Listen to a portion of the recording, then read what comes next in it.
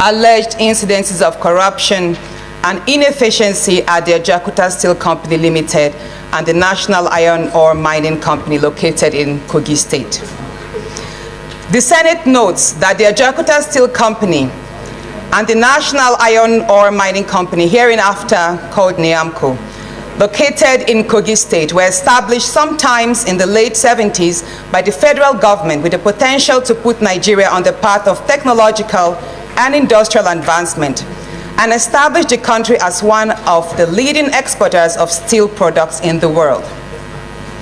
The Senate notes also that decades after their establishment, the Ajaokuta Steel Mill and NIOMCO have remained inoperative and unable to produce steel despite seeming efforts by several administrations due to lack of earnest political will and bureaucratic corruption.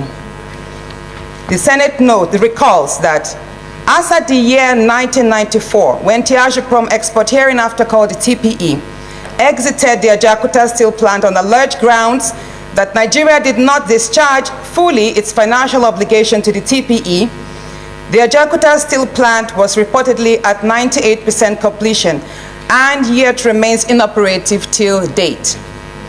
The Senate recalls that sometime in the year 2001, Nigeria's hope to have the Ajaokuta Steel plant completed and put into operation was rekindled following the signing of the bilateral agreement between Nigeria and the Russia Federation, which was unfortunately diminished following the surreptitious concessioning of NIOMCO and Ajaokuta Steel Company in June 2003 to unqualified Solgas Energy Limited, a company that lacked both financial and technical expertise as it were uncovered never to be in the business of ore and steel.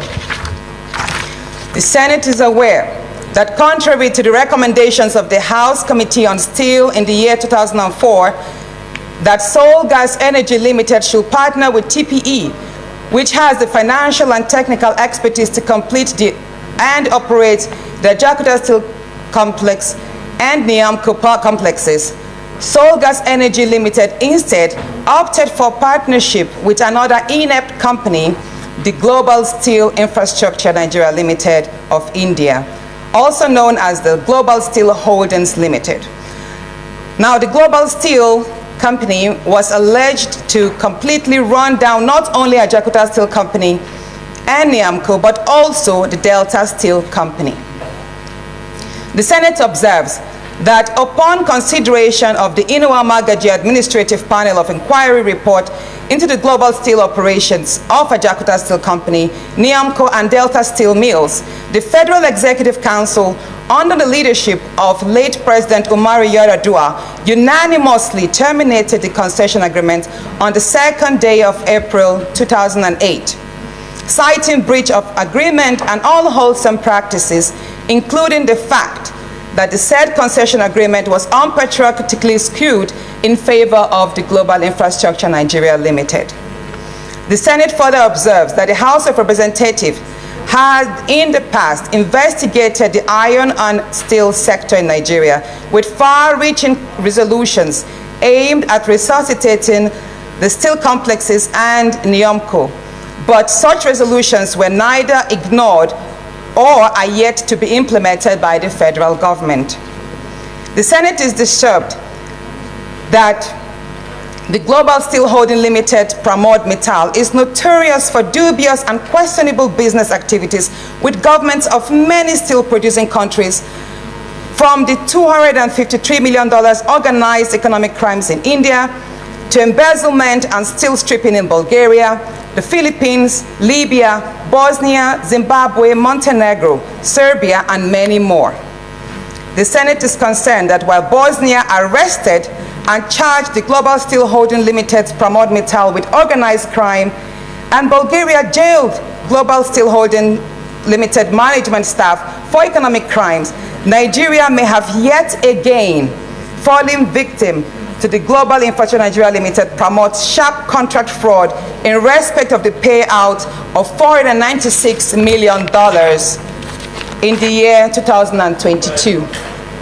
This comes years after a comical reconcession of NIOMCO to the same Global Infrastructure Nigeria Limited in August 2016. These activities, sadly, facilitated by unpatriotic Nigerians occupying trusted government offices. The Senate is alarmed that Nigeria currently spends about $3.3 billion annually on steel imports, and quite saddened that the nation blessed with abundant natural ore resources, yet plagued with moribund Ajaokuta and Delta steel, have become conduit pipes for diversion of public funds at the expense of Nigerian taxpayers. The Senate is worried that there exists an abnormal management structure at the Ajaokuta Steel Complex whereby a sole administrator has unilaterally decided upon the steel mill's corporate affairs for the past 12 years.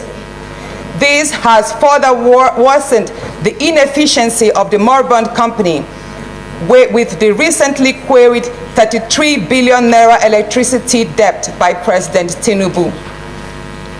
The Senate accordingly resolves to 1. Set up an ad hoc committee.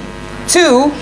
Investigate the affairs of the Ajaokuta Steel Company and the National Ore Mining Company, NIOMCO, in Kogi State between the year 2008 to date, with a view to conducting a holistic investigation into the circumstances that led to the reconcession of NIOMCO, even when the initial concession agreement was validly terminated by the Yar'Adua administration with positive view by the International Chamber of Commerce, London, and investigate the payment of $496 million allegedly made to Mr. Pramod Mittal, chairman of Global Infrastructure Holdings Limited, by the federal government in September 2022.